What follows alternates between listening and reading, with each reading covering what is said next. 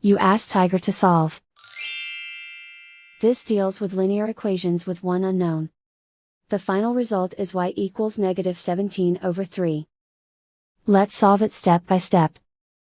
Simplify the expression. Group like terms. Simplify the arithmetic. Group all constants on the right side of the equation. Subtract 17 from both sides. Simplify the arithmetic.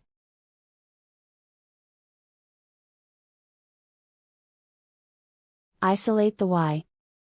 Divide both sides by 3. Simplify the fraction. And so the final result is y equals -17/3.